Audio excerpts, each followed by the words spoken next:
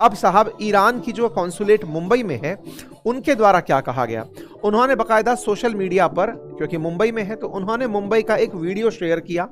May be someone should book A one way culture detox for mister Trump, it might just reduce the random बकवास, कभी India आकर देखो फिर बोलना। ये बिल्कुल वैसे था जिसको तुम नर्क बोल रहे हो, एक बार आकर देखो, तुम्हारा शायद डिटॉक्स हो जाएगा, तुम्हारा मूड ठीक हो जाएगा।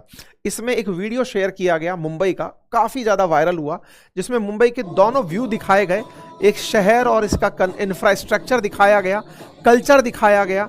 कल्चर के साथ साथ यहां पर मुंबई के अंदर जिस प्रकार से नेचर है, सीन है, ब्यूटी है, साथ ही साथ यहां पर इंफ्रास्ट्रक्चर है, उसको दिखाते हुए, टैग करते हुए ईरान की जो मुंबई में कॉन्सुलेट है उसने वीडियो पोस्ट किया कि कभी आओ मिस्टर ट्रंप, पता चलेगा कि नर्क नहीं ये क्या है, आपका डिटॉक्स हो जाएगा, आपके अंदर जो जहर है वो खत्म हो जाएगा, आप सुधर जाओगे, आपकी बकवास बंद हो जाएगी।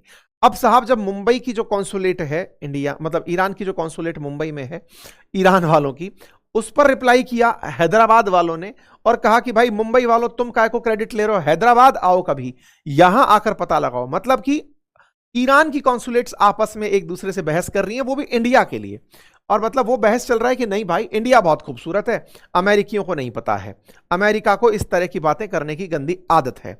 इस बात के ऊपर एक नेता हैं प्रियंका चतुर्वेदी जी, वो कहती हैं कि साहब हमारा एमईए तो चुप है लेकिन कम से कम ईरान तो बोल रहा है।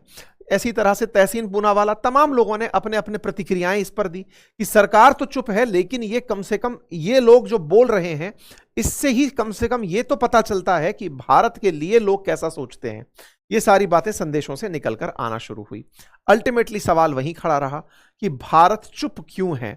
अब भारत चुप क्यों है इसके पीछे तो कांग्रेस के पास एक सीधा सा जवाब है। कांग्रेस के पास जवाब है कि भारत के प्रधानमंत्री कॉम्प्रोमाइज्ड हैं, कॉम्प्रोमाइज्ड हैं इसलिए भारत कुछ बोलता नहीं है। एक तो बेसिक सवाल का आंसर ये है।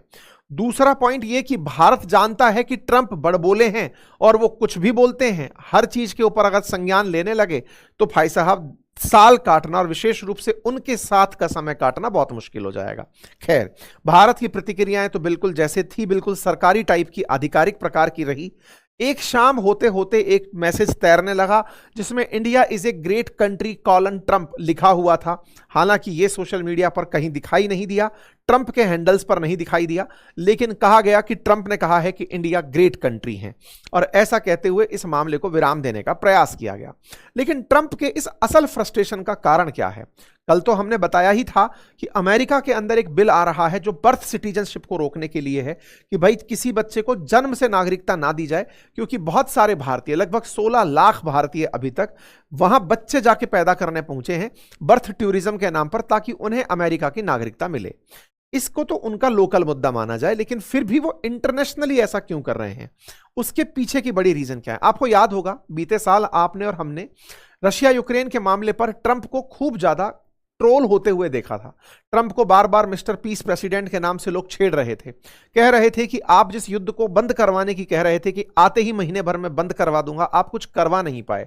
आपको नोबेल पीस पुरस्कार नहीं मिला तो आप फीफा का पीस पुरस्कार ओढ़कर बैठ गए, जो उन्होंने आप ही के लिए पहली बार बनाया था। तो ट्रंप के इस फ्रस्ट्रेशन का पिछली बार खूब लोगों ने मजाक बनाया। जब मजाक बनाया तो उसके साथ साथ ट्रंप फ्रस्ट्रेशन में वॉर के एक और वॉर छेड़ दिए कि चलो दुनिया का ध्यान हटे, दर्द की यूनानी टेक्निक अपनाई, आप और हम अब रशिया यूक्रेन की बात ही नहीं करते, गाजा इजराइल की बात ही नहीं करते। ऐसा लगता है हाँ चल रहा होगा दुनिया के एक कोने के अंदर युद्ध। इन्होंने एक नया युद्ध छेड़ दिया। अब इस नए युद्ध में इन्हें लगा था कि मैं ईरान पर बहुत ज्यादा कहर बरपाऊंगा, दुनिया के सामने दिखाऊंगा कि देखो मैं कैसा हूं और मैं ही अपने तरीके से चलाऊंगा। ये इनसे ये भी नहीं सिमटा। हालत यहां भी खराब हो गए। हालत खराब ये हुए कि ट्रंप के तमाम प्रयासों के बावजूद ईरान मजबूती के साथ खड़ा रहा। ईरान ने अपने यहां पर नुकसान खूब करवा लिया, बिलियंस ऑफ डॉलर का इंफ्रास्ट्रक्चर लॉस हो गया, लेकिन उसके बावजूद भी ईरानियंस का हौसला नहीं टूटा। अमेरिका को एक आक्रांता अपने ही देश में बताने में ईरानियन कामयाब हो गए। ईरानियों की सत्ता लोगों को एकजुट करने में कामयाब हो गई। हमने कई बार कई जगह प्लेटफॉर्म्स पे भी ये बात डिस्कस की है कि जहां एक और इतने लंबे समय से चला आ रहा ईरान में शासन था खमनेई का, जो एक तरीके से बार बार कहा जा रहा था कि धर्म का शासन है, ऐसे में धार्मिक लीडर्स के खिलाफ जनता एकजुट होना चाहती है, वो और मजबूत हो गया। धर्म के साथ लोगों का जो भाव है, अटैचमेंट है, वो और मजबूत हुआ और जो प्रोटेस्ट करने वाले प्रोटेस्टर्स थे वो कहीं गायब ही हो गए। यानी कि अमेरिका के किए धरे पर पूरी तरह पानी फिर गया। अमेरिका जो दुनिया को दिखाता था कि ईरान के हालत बहुत खराब हैं, वो कहीं अपनी ही बातों में गलत सिद्ध होता हुआ दिखाई दिया।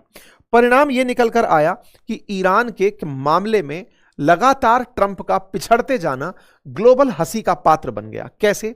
आपको याद होगा कि अमेरिका और ईरान के इस जंग में स्ट्रेट ऑफ हॉर्मुज को एप्पल ऑफ डिस्कॉर्ड बना लिया गया।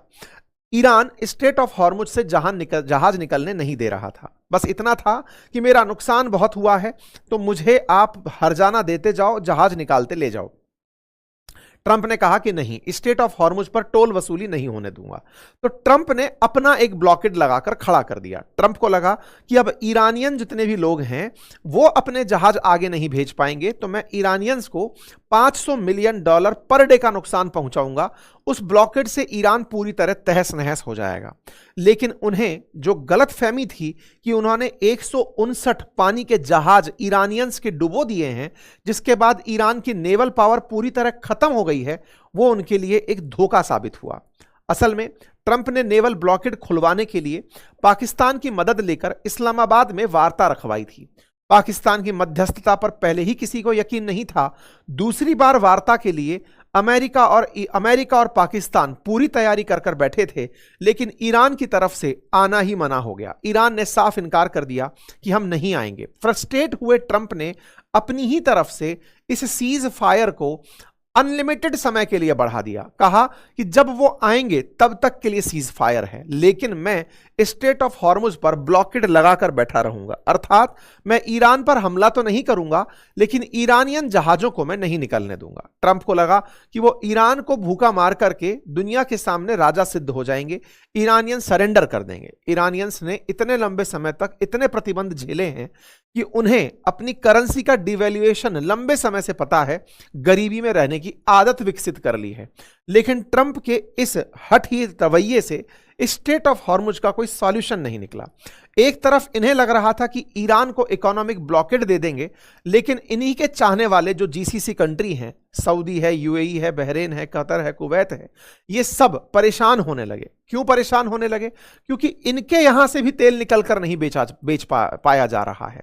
स्ट्रेट ऑफ हॉर्मुज में ईरान के खिलाफ ब्लॉकेड लगाकर अमेरिका बैठा और इन देशों के जहाज के खिलाफ ब्लॉकेड लगाकर ईरान बैठ गया। ईरान वालों ने उन जहाजों को पकड़ना शुरू कर दिया, फिर चाहे वो किसी भी देश में आ रहे हों। भारत आते हुए जहाज को भी ईरानियन शिप्स ने रोककर अपने पास कब्जे में लेना शुरू कर दिया। ट्रंप जो दम भर रहे थे कि मैंने ईरान के जहाज पकड़ लिए, तो ईरान वालों ने भारत आते हुए जहाज को रोक लिया और ऐसे कई जहाज जो इस रास्ते से निकलने वाले थे, या तो उन्हें लौटा दिया या उन्हें सीज कर लिया, क्योंकि ये सब कहीं ना कहीं उन देशों से तेल लेकर आ रहे थे जिन्हें अमेरिका पसंद करता है।